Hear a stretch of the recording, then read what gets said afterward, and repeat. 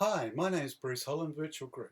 Sometimes to really see something clearly, you have to stand way above it or get a long way away from it. This is what happened when we first saw planet Earth from outer space. Do you remember how you felt? It's so beautiful, it's so tiny, and it's so fragile. It really changed our consciousness of what planet Earth and ourselves was all about. Today I hope to help change our consciousness about business, the future of business, by taking a view that's way up here, a 50,000 year history view of business or business models, so that we can better see where it's heading and what the future is. So Mega Model 1, or what I call Mega 1, was really the hunters and gatherers. And the hunters and gatherers were really close to the planet. They saw themselves as being no different from any other species, and closeness to each other in family or extended family groups, where the worst possible punishment was to be banished from the tribe. Mega 1 was where we evolved to be. Of course there was a chief, and he may have sat on a slightly higher stone than the rest of the tribe as they sat round their fires and discussed their strategies for the next day or the hunt that's coming up. But essentially that chief was chosen because of their charisma and because people trusted them and because of their strength and their courageousness. Then about 9,000 years ago, there was the first major disconnect, where we essentially disconnected ourselves from the planet by learning to fence it, to burn it, to control it, to farm it, to put it under our control. And this was what we called the agrarian age, or the farming age.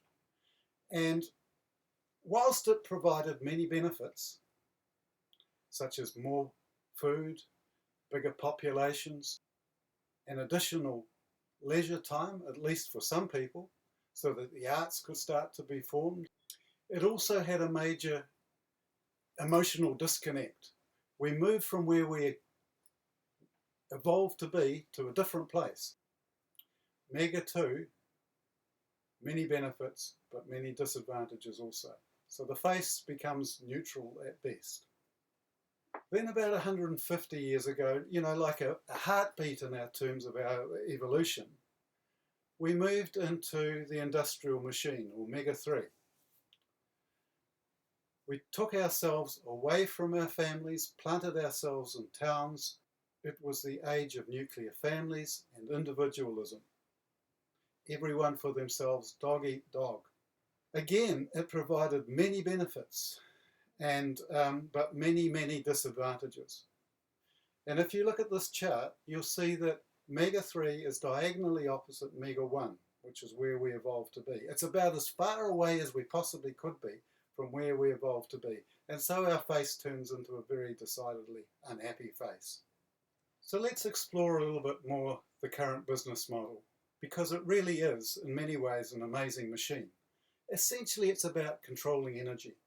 It takes people energy in one door, carbon energy in the other door, and almost like magic, profit comes out of the factory. In the last 100 years, it has delivered many benefits like profit, dollars, food, production, consumption. Our population has exploded because of this Mega 3. But maybe it's been too successful. Like a runaway snowball, it's feeding on itself and getting out of control. And my favourite book on this is The End of Growth by Richard Heinberg. It's out of control in the sense that the richest 1% of the population owns as much wealth as the other 99%. It's out of control in the sense of climate change, species extinction, and resource availability. In many ways, growth itself is the problem. Heinberg says that by 2009, the machine was already consuming 1.4 planets. It's as though we are lions in a cage. We're in the machine. Most people see no other way. Like the lions, whose parents and probably grandparents have been in the zoo, they know no other way.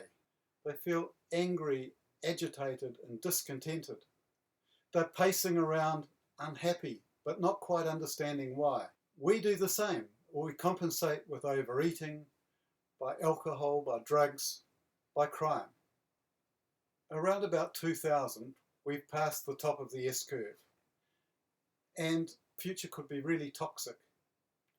The best most people are able to conceive of is sustainability. Mega 4 is sustainability. It's where we have suddenly realized that we can no longer afford to stuff up the planet to the extent that we have been. You see it everywhere, but for example, in a recent Harvard Business Review, something that's not known for its progressiveness really, there's a whole edition around sustainability. Articles in it about resilience in a hotter world, sustainability that a chief financial officer can love, and how to survive climate change and still have a thriving business. These are sort of articles that are appearing in some of the most conservative magazines. Now, Mega 5, Business Mega Model 5, is about moving back towards connecting to each other, closeness to each other. And as you can see, it's a very happy face. As we move around this Mega 1, 2, 3, 4 and into 5, we don't want to go back to the caves. We're not suggesting that. We want to keep and build on the 30 to 50,000 years of achievement. All the knowledge, the technology, the connectedness, the wisdom, the understanding and the science. Let's take it with us and use it where we're close to the planet and close to each other. So what are the components of Mega 5? The first one is about using human energy more wisely. And already we are seeing so much happening in this area, like all the strength-based research, the happiness research, the genius processes that I've been doing a lot of work on, thinking preferences, mindfulness, and neuro-leadership. And then we get into the quite spooky areas of entanglement and the new science of wholeness. All of these things are suggesting that human energy can be used much more wisely. At the moment in Mega 3, human energy is not being used wisely. The second component of Mega 5, controlling the use of carbon energy more wisely. And we're going to be talking a lot more about this fairly soon.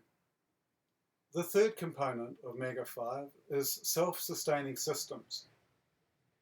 Instead of systems that have to be controlled from top down and managed and tightly planned and so on, it's about using the power of, through chaos and complexity theory and emergence, for people at the bottom to come together and self-organize. We're learning how small can be like big. You know, think of Wikipedia, which has essentially beaten Britannica. I mean, the future may be like this, where instead of the big fish chasing the small fish can come together through complexity and emergence and take on the big fish. And then the fourth component is about measuring what's important. Things like the environment, health, safety, freedom, equality and happiness. And where we get this intersection, that blue area in the centre, where all of these four components merge to make Mega 5. As we've gone around and talked to people about Mega 5, I found that far more people care about this than you'd think. But we need to have the courage to talk about it. Of course there'll be resistance to change, but we need to work with a coalition of the willing. You see, in Mega 3, business has been one of the major drivers of the problem.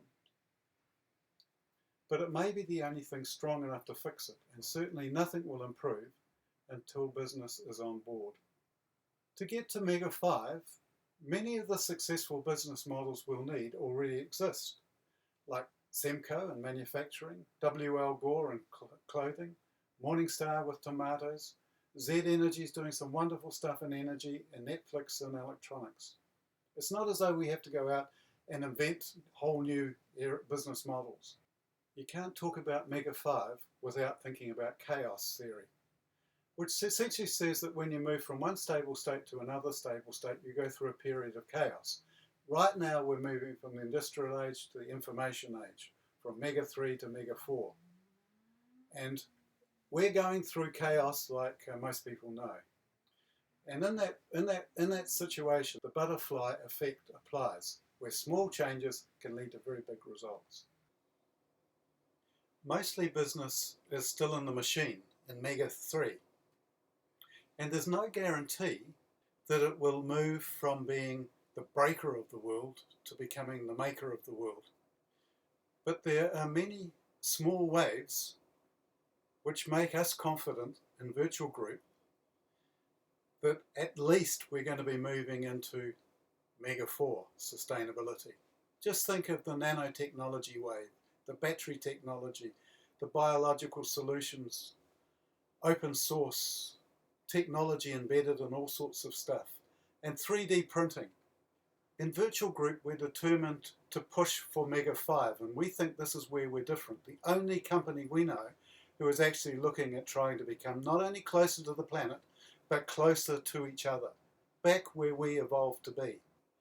And there are many things that we'll be working on, including strength-based research, happiness processes, mindfulness.